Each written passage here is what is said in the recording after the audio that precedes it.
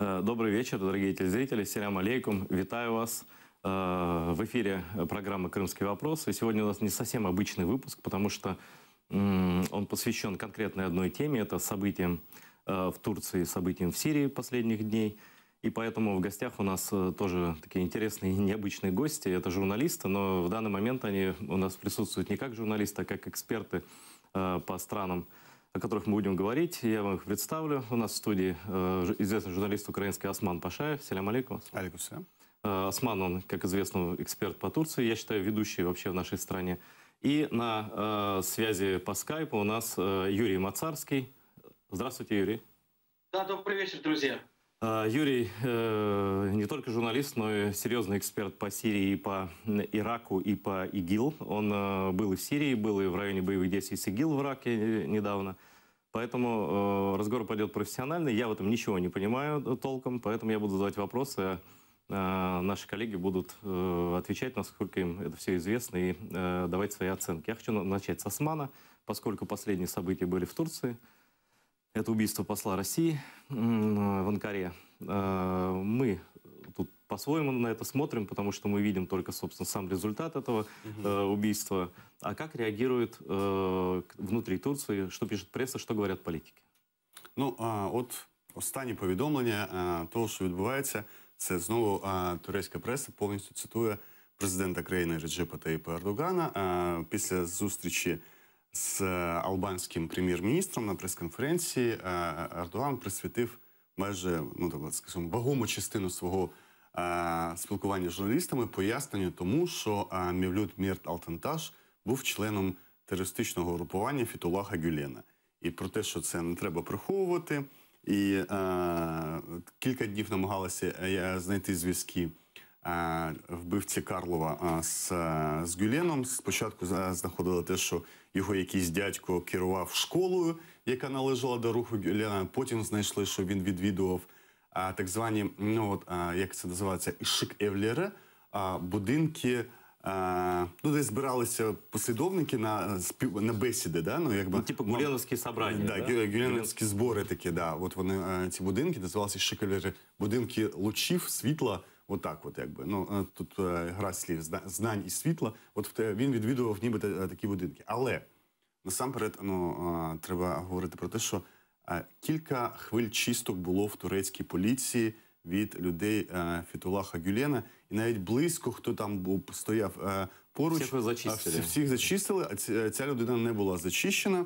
І зараз доводиться все ж таки Фетулаха Гюлена, хоча, наскільки я розумію, Джабахат ан-Нусра криком кричить, що це її справа, що це відповідальність і він був членом цього угруповання, але, можливо, Юра краще знає про те, що кажуть ці арабські джерела з цього. Да, Юра, к вам вопрос. Что скажут арабские джерела? Вы знаете, Осман и Айдер, тут действительно появилась информация о том, что Джабхат ан-Нусра и другие исламистские организации вроде бы как признали этого человека своим агентом, но вот буквально 1,5-2 часа назад появилась информация, согласно которой это, в общем, это фейк. Никто из них не признал его своим агентом, они наоборот, те организации, которые вроде бы как имели к нему непосредственное отношение, теперь заявляют о том, что это не их человек, и действовал он их вовсе не по их распоряжению. Поэтому ситуация все более и более запутывается. Нет, тем более, что он турок же, этнический турок. Да, это турок, да? Так. И, ну, конечно, президент Турции имеет право на любые версии, но просто в последнее время все, что происходит в Турции негативного, все происходит благодаря, в кавычках, Гюлену и его влиянию. Да? Насколько серьезно можно к этому относиться? И как вот журналисты турецкие предполагают, и что ты думаешь о том, вот, кем вот это может быть человек, который убил российского посла? Он кто, одиночка? Он, ну, откуда он взялся и почему он это сделал? Я не готовий до висновків і говорити висновками або щось мені відомо те, що невідомо іншим. Краще говорити про те, що в мене виникають питання, на які я відповіді поки не бачу, і не бачу, що багато цих питань сталося. Наприклад, нам відомо, що Алтанташ за 3 дні до того, як вбити, приходив до Центру сучасного мистецтва і оглядав місце, де мала відкритися виставка ця. Тобто він готувався? Так, він готувався. Другий, він прийшов туди, взявши на роботі лікарняний, його не було 2 дні на роботі, а туди він прийшов. У мене виникає, я не фахівець з роботи охоронців і спецслужб, да? Коли йде мова про російського посла, людину номер 1, яка представляє Росію постійно в Туреччині, да? Мабуть, окреслюється повністю перелік людей, які задіяні в його охороні, да, в його безпеці. Яким чином людина, навіть якщо вона має посвідчення поліцейського, це означає, що будь-який поліцейський, цей поліцейський, його задача – це чевік кув'ятлер, або по-нашому не зовсім спецназ, а ті, що охороняють масові або запобігають масовим заворушенням, або розганяють мітинги, да? Він в такому відділі працює. Яким чином він видає себе за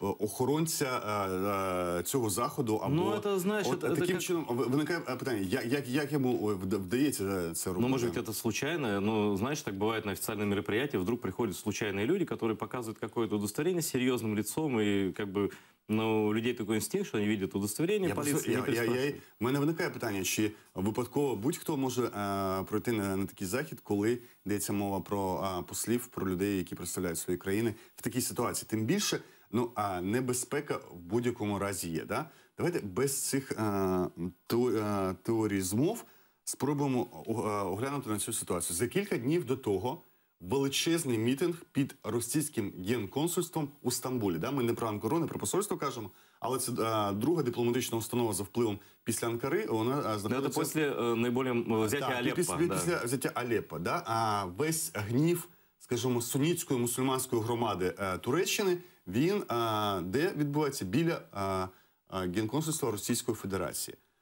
Уявити собі, що люди збурені тими відеокадрами, і Туреччина набагато більше, турецькі медіа будь-якого спрямування, вони висвітлювали ці події. Ну, зрозуміти, що у людей негатив до всього російського, до владного, да, і до тих, хто підтримує Асада, і тих, хто причетний, в тому числі, до вбивства мирного населення в Алеппо, він якимось чином може вийти, да, ну, слово пасіонарне або психічно якісь нерівноважені дії, вони можуть бути? Ну, можна це передбачити чи неможливо? Ну, не знаю. Ну, знову до Юрія ці запитання. Ну, можно это передбачать чи ні? Я затрудняюсь тоже ответить на этот вопрос. Я знаю только вот то, что я знаю, что, в общем, не все так просто в отношениях сейчас турецкого общества и власти. И, насколько я понимаю, до того, как удалось помириться руководству в Анкаре с руководством в Москве, в общем, огромную, большую ставку власти делали именно на общность мусульман-суннитов как внутри Турции, так и снаружи, в частности в Сирии. И вот сейчас есть некая растерянность, насколько я понимаю, в Турции у Исламской улицы от происходящего, потому что, с одной стороны, вроде бы как Алеппо и единоверцы, которых Турция взялась защитить, а с другой стороны Москва и Путин, который этих единоверцев бомбит и, в общем, судя по всему, не собирается прекращать бомбить. Я просто напомню, что, судя по всему, сейчас еще продолжается эвакуация людей из Алеппо. Их переправляют в большинстве своем в провинцию Идлиб. Речь идет не только о мирных жителях, речь идет и о повстанцах, так называемых, самых разных группировок. Здесь нужно, кстати, очертить, просто дать понять людям, что в Восточном Алеппо были не только те, кого принято называть светской или условно-светской оппозицией. Там достаточно много было людей, ну, будем прямо говорить, крайне исламистских воззрений, тех людей, которые вот относятся к так называемой армии завоевания. Там многие из них прежде, скажем, были в каких-то подразделениях, связанных с Аль-Каидой. Но, тем не менее, сейчас люди в большинстве своем эвакуированы. Они перебрались в большинстве своем в ближайшую, чуть западнее провинцию Идлиб. И есть большая опасность того, что убийство посла сейчас России развяжет руки, будет использовано не то что как казус белли, но как оправдание любых зверств, которые они будут творить в этой самой провинции соседней с Алеппо. Юрий, я бы хотел еще, чтобы ты немножко рассказал нашим зрителям о ситуации вообще в Сирии. Ведь мы представляем себе страну Сирию как... Ну, то есть совсем не представляем, да? Я попрошу нашего режиссера показать карту Сирии. И там разными цветами обозначены разные места, где разные находятся и правительственные, и неправительственные вооруженные формирования. Вот прям по порядку объясни, пожалуйста, что происходит, начиная с Алеппо.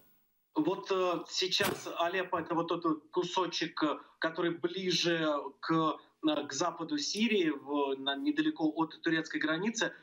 По-прежнему сейчас в нем какую-то совсем небольшую территорию удерживают повстанцы, но, судя по всему, это вопрос нескольких дней, если нескольких часов, когда уже вся территория Алеппо будет под контролем сил Башара Асада. Но куда интереснее сейчас другие расклады. Вот вдоль границы сирийско-турецкой мы видим такие две желтые полосы. Это курдские образования, та часть, которая вот находится справа от нас, если мы смотрим на карту, то есть восточней, так называемая Рожава. Очень интересная история. Там курды взяли управление на себя после начала арабской весны, после начала революции, и построили настоящий социализм. Там такой, как по заветам батьки Махно, советы без большевиков, советы, которые решают все на уровне деревень, на уровне общин, на уровне уездов и так далее. Причем в каждом из этих советов есть по две главы. Обязательно здесь женщина и мужчина, то есть там полное равноправие. Курды построили, причем я должен подчеркнуть, что когда мы говорим о том, что это курдские районы, мы должны не забывать, что там не только курды живут. Во-первых, в больших городах там сохраняется большинство арабского населения. Кроме того, там есть христиане, там есть армяне, ассирийцы, есть некоторое количество даже чеченцев, есть самые разные течения, представители самых разных течений ислама. И вот они умудрились как-то там наладить такую свою жизнь без, по большому счету, центральной власти.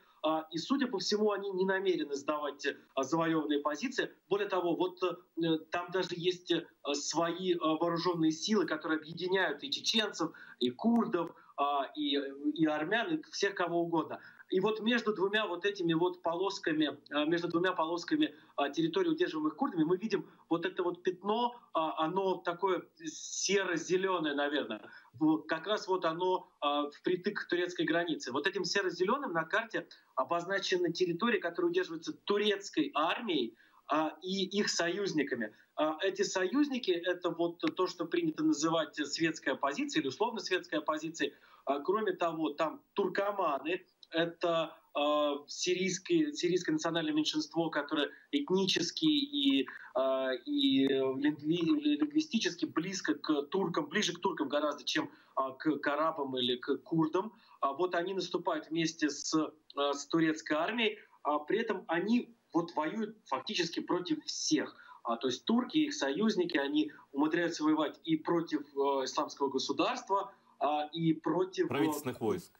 Да, против курдов. Пока еще не против правительственных войск, там достаточно далеко правительственные войска, хотя мы все помним, что Реджеп Тайип Эрдоган как-то говорил, что основная цель, в общем, всей этой авантюры с приходом уже наземных сил в Сирию была, в общем, затеяна для того, чтобы, если не подвинуть Башара Асада, то каким-то образом повлиять на сирийские власти. Он, правда, потом говорил, что, в общем, его не так поняли, но, тем не менее, Асадчик остался.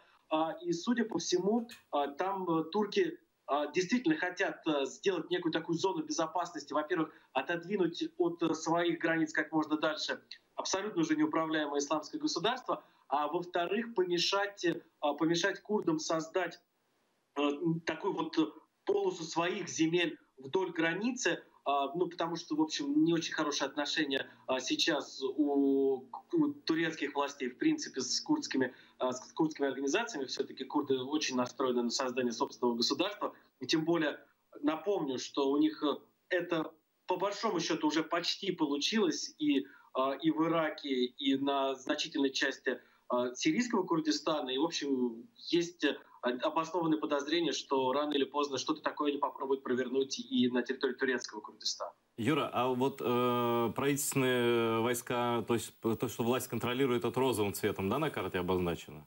То, что контролирует власть, здесь обозначено на самом деле не розовым цветом. Это, по-моему, сейчас я посмотрю внимательно.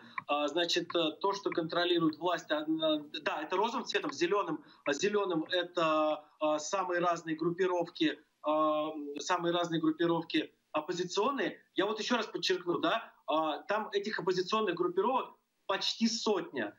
время от времени они вступают друг с другом в какие-то альянсы, потом эти альянсы разрушаются, новые альянсы наступают. Просто нужно отдавать себе отчет, что это далеко не всегда вот те люди, которые пошли воевать для того, чтобы установить демократию на земле Сирии. Действительно, огромное количество этих группировок, они имеют прямое или опосредованное отношение к таким, в общем, не очень хорошим группировкам, как Аль-Каида, но сейчас они все объединены общей целью. Эта цель одна — победить врагов в лице Башара Асада, исламского государства, которое тоже, в общем, их конкурент в этих краях. Юрий, а исламское государство — это серым цветом, то, что обозначено? Вот это вот, да, темно-серое, такое, скорее даже черное, это вот и есть исламское государство. Вот оно сейчас действительно такое пятнистое, разбросанное.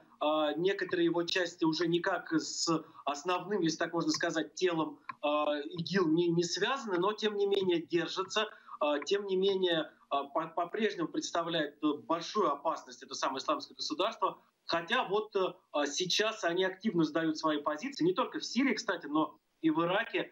Продолжается наступление на город Мосул в Ираке, а в Сирии разворачивается наступление на столицу ИГИЛ, на город Рака. Там он знаменит, печально знаменит тем, что там, например, расположен невольничий рынок, где продают женщин и детей. И вот сейчас разворачивается наступление на этот город. В авангарде наступления курдские части, курдское ополчение. И стоит отметить, что вот когда я говорил про то, что умудрились курды построить государство, такое, не государство, а квазигосударство, свой регион, очень, очень автономный. Независимым еще нельзя назвать, но тем не менее, вот близкий к независимости.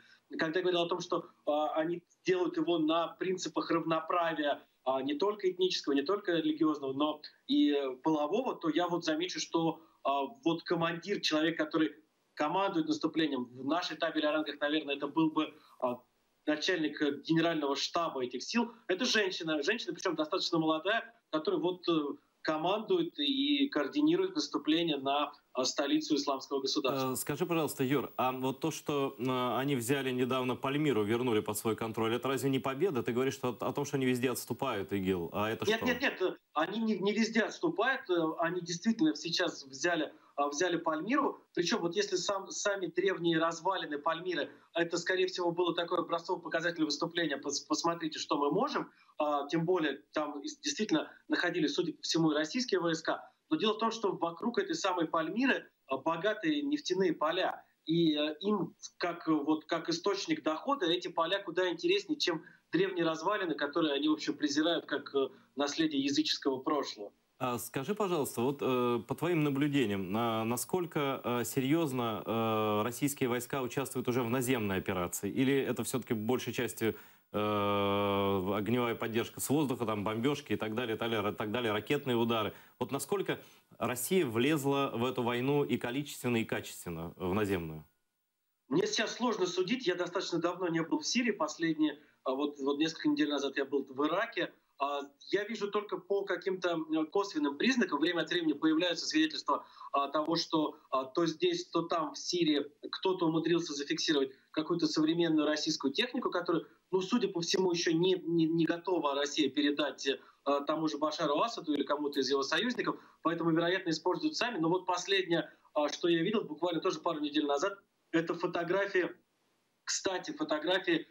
где-то на севере Сирии сделанные, фотографии сделанные в тех районах, где все-таки большинство курдского населения.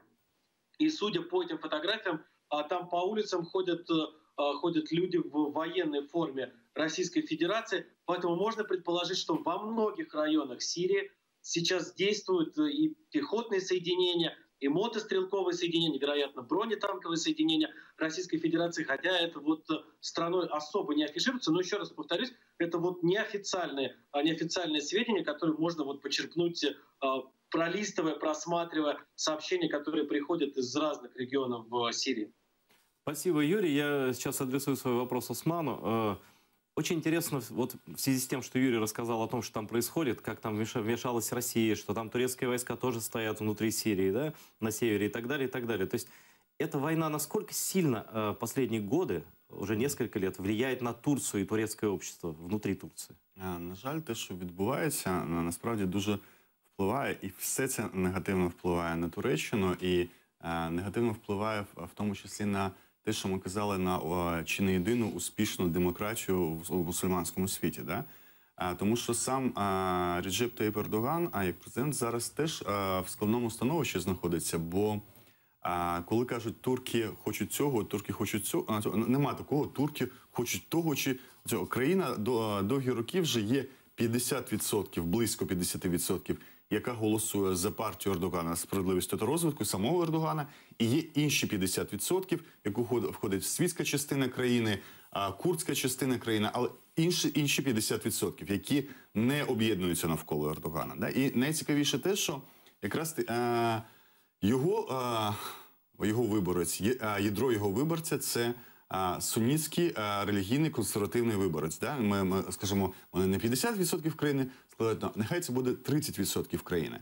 Але саме ці люди, які реагують на Алеппо і так, як реагують, я как раз это имел в виду, что это по ним бьет хотя бы по сознанию. Світська частина, навпаки, вона, до речі, коли нам здається, що світська, вона така західна, вона якраз симпатизує Асаду, вона симпатизує Росії, да, якби. Це така світська частина. А чому так? Ну так стало. Є якийсь взагалі антиамериканський тренд, як в релігійної, так і світської, здебільшого світської частини. В Туреччині він існує. Там все це складно. Як в Сирії все складно. Нема простих таких, от ці проти тих, да? І різноманітні альянси. І так само і в Туреччині. Це теж складно структуроване суспільство, да? Якщо ми будемо там розкладати це на складові. І Ердоган, він серед світської частини, він не набере прихильників, але він змушений зараз мати справу з Путіним, і йому тоді ускладнювати і складно пояснювати своєму мусульманському виборцю, що відбувається. Тому що виборцю потрібні прості пояснення, да, якби, і прості меседжі. Да, смотри. А далі я кажу, чому це небезпечно для Туреччини. І тому, незважаючи на що відбувається, операція в Сирії або вбивство російського посла, швидкими темпами йде просування Конституції і скасування парламентської системи і перехід на президентську модель. Ердоган поспішає якнайшвидше. Він не знає, що буде далі з партією, його партією далі. З її результатами на подальших виборах йому треба швидко отримати зараз конституційні зміни на референдумі щодо зміни Конституції, перехід на президентську республіку і швидко переобратися вже президентом з усіма, з необмеженими повноваженнями. Но даже если ему это удастся, скорее всего, удастся, ты думаешь, как? Чомусь я не бачу ніяких перешкод для цього в сучасній Туреччині. То есть Турция значительно изменилась с тех пор, как ты был на площади Таксим? Це було очікувано. Не перемога Майдану, а мало привести до сильної реакції. Ну, примерно как и в России, когда массовые протесты не удались. Ничем не скінчилося так. Да. Но вот есть эти избиратели, там, социальные группы, которые поддерживают Эрдогана. И это, как ты сказал, это именно те сунниты, которые наиболее сильно переживают за события в Сирии, где Россия уничтожает огромное количество мирного, в том числе населения. Да? И, видимо, из этих же турок, из этих же людей, тот террорист, который убил, совершил вот это смертельное покушение на посла.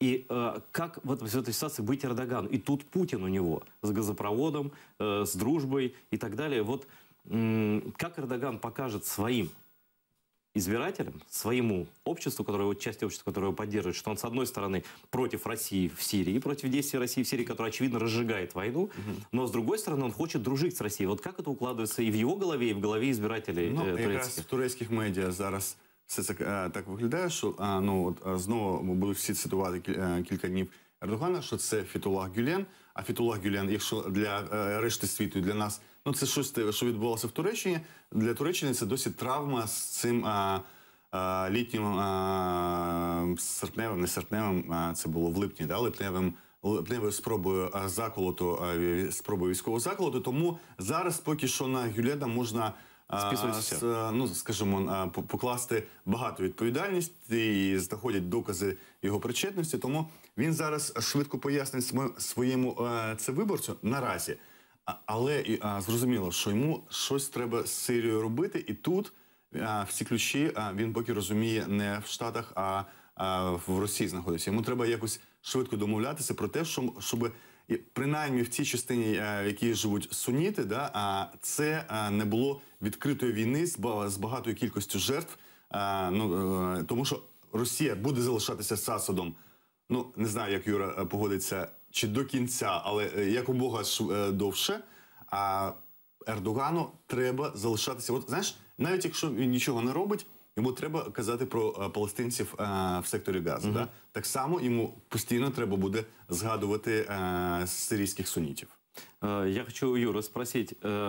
Юр, насколько действительно, по твоим ощущениям, режим Асада вообще держится за счет поддержки России? И действительно ли, по твоим впечатлениям, Россия готова идти с ним до конца? И в любом случае вот этого последнего шага, как отказа от поддержки Асада, она не совершит, а будет до конца его там держать, как, я не знаю, до вывода войск из Афганистана. Но Джабулу поддерживали советские войска. Как ты считаешь?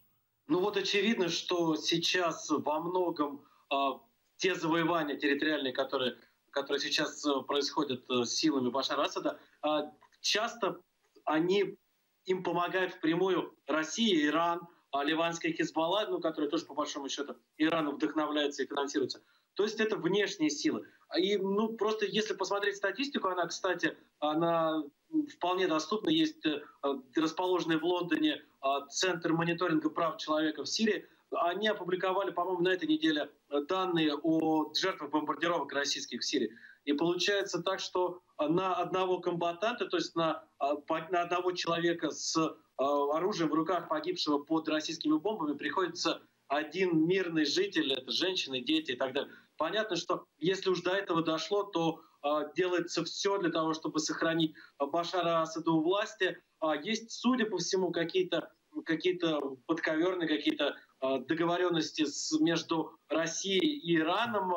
Что-то там они решают, какая-то большая игра идет. Но понятно, что когда Запад предлагал каким-то образом и России, и Ирану поделить сферы влияния на Ближнем Востоке после того, как уже уберут Асада, и ни Тегеран, ни Москва на это не согласились, то действительно вся ставка сейчас и в Москве, и в том же Тегеране именно на его режим, на его дальнейшее правление.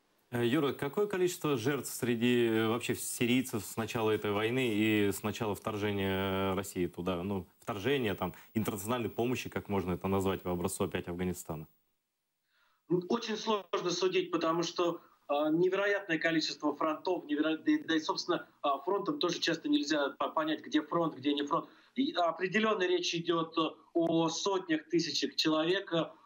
Осенью мне попадалась цифра, по-моему, эта цифра была от международных наблюдателей ООН, о том, что погибших уже порядка 500 тысяч. Там одних беженцев и внутренне перемещенных лиц уже несколько миллионов человек, если мы только Сирию возьмем. А вот под бомбами в Алеппо, по разным данным, погибло от 10 до 25 тысяч человек. Но опять же, это все еще очень предварительные данные, и непонятно, узнаем ли мы данные реальные, потому что неясно, кто будет разбирать завалы, кто будет считать погибших, и вообще будет ли кто-то этим заниматься. Осман, скажи, пожалуйста, вот Юрий говорил про убитых и про внутренне перемещенных лиц, но, насколько понятно, огромное количество из тех, кто стал беженцами, именно стали беженцами, то есть перешли через границу Сирии в разных направлениях. Насколько Турция страдает от этого потока беженцев, сколько там их, і як з цим Турція взагалі справляється? Ми знаємо зараз про кількість, це близько 3 мільйонів на території Туреччини. Чітко сказати, скільки з них якимись шляхами пробралося до Європи, але це навіть не доводиться казати про 100 тисяч. Тобто це незначна. Я кажу саме з турецької частини. Коли я там був, я бачив, частина живе в цих наметах, які побудовані в містечках для біженців, це на прикордонні. Були спроби на сирійській території це робити, але все одно люди перебиралися на турецьку частину, але багато сирійців живе звичайним життям вже в інших містах Туреччини, в усіх містах. Це дуже багато, це дуже заметно. 3 мільйони – це вже майже 5% населення самої Туреччини. То есть это такая, в общем-то, А? Я сейчас вмешаюсь, мне просто Да, повезло пожалуйста, Юрий. быть в нескольких городках в провинции Хатай примерно спустя год после начала войны в Сирии. Как раз это та провинция, турецкая провинция, которая граничит с Сирией. И я был в том числе в лагере для беженцев в нескольких городках. И я могу сказать, что уже тогда, через год после начала войны, было очень заметно действительно арабское влияние на этот регион. Было заметно огромное количество людей, которые живут в городах. И при этом замечу, что уже тогда те лагеря для беженцев, которые устраивались на турецкой стороне границы, были настолько огромные, что по несколько часов занимало просто обойти их. А что творится сейчас, я вот могу просто себе представить, исходя из своего опыта пребывания в такого рода лагерях для беженцев, я понимаю, что речь идет о сотнях, тысячах человек, которые живут в них. Очень многие пытаются действительно перебраться из этих лагерей, отправиться в деревни или в близлежащие города. Многим удается, если вдруг находятся те родственники, которые где-то там закрепились, если находятся родственники, которые смогли найти какую-то работу, далеко не всегда официальную, то... Юр, я єдине тебе хочу трошки перебити. Знаєш, скажу, що Хатай трошки не показово, бо Хатай – це єдина провінція турецька, яка є арабською, ну, природньо арабською. Да? Там живуть більшість і так араби, але це ми вважаємо вже турецькими арабами, громадяни Туреччини. Але це відчутно навіть в містах Західної Туреччини, це відчутно в Стамбулі відчутно. В Стамбулі відчутно, що живе велика кількість сирійців. Але проблема навіть, можливо, не в мегаполісах. Мегаполіси якось перетравлюють кількість біженців, нових мігрантів. Але проблема є в центрі країни, де влада пробує потрохи їх розселяти в сільській місцевості. А Туреччина теж складається з її сунітської частини, алевітської частини, і алевіти, трошки не плутати, вони близькі до алевітів. Алевітів, вони невдоволені, що сунітами заповнюється їх частина. Вони підозрюють, що турецька влада таким чином хоче змінити баланс сил в регіоні, там, де є самі турецькі алевіти. Осман, я прошу прощения, просто не очень много времени остается. Я хотел бы уточнить уже, поблагодарить Юрия за участие в нашей программе. Очень было интересно, и на взгляд, с этой стороны, человек, который знает ситуацию и в Сирии, и в Ираке. Завершить программу я хотел бы вопросом тебе, почему мы эту тему затронули вообще в программе «Крымский вопрос». Казалось бы, да, события происходят не в Крыму. По сути дела, правительство Турции попало в такую вилку. То есть снизу ее поджимает война, которую явно стимулирует Россия. И сдавать Асада она не собирается. Асад явный враг Эрдогана, что он там в разное время не говорил, но это понятно. И он, естественно, протягивает руку Путину, чтобы как-то эту проблему уменьшить. Вот насколько Турция готова пожертвовать вообще, например, поддержкой Украины, поддержкой крымских татар в этом большом торге за вот эту войну, за безопасность Турции и так далее, и так далее? Знаєш, тут теж мені важко просто прогнозувати, але принаймні ми бачимо останнє голосування на Генасамблеї ООН. Туреччина вкотре, вдруге чітко висловила свою позицію щодо Криму і проголосувала за цю резолюцію. В Туреччині в самій не дуже добре все з правами людини, але принаймні в цьому випадку вона чітко проголосувала за резолюцію, де йдеться про поширення кримських татар в Криму. І тому тут, коли торги, звичайно, йдуть, коли торги завжди тривають, я думаю, що є просто якась теж червона риска, за яку Туреччина в питанні Криму не може прийти. Це принаймні артикуляція з визнанням-невизнанням Криму. Але там... В практичній політиці є широкі можливості, не визнаючи де-факто сприяти або не сприяти економічним зв'язкам з окупованою територією. Це вже інше, ми це бачимо і так.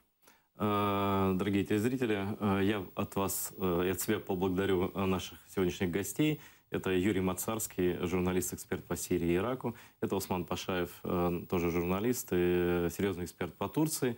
Понятно, что разобраться до конца в этой ситуации, тем более, что она динамична, мы не сможем, но, по крайней мере, я надеюсь, что какое-то знание о том, что сейчас происходит в Сирии, происходит в Турции в связи с Сирией, мы сегодня получили. Всего вам доброго, спасибо, до встречи через неделю.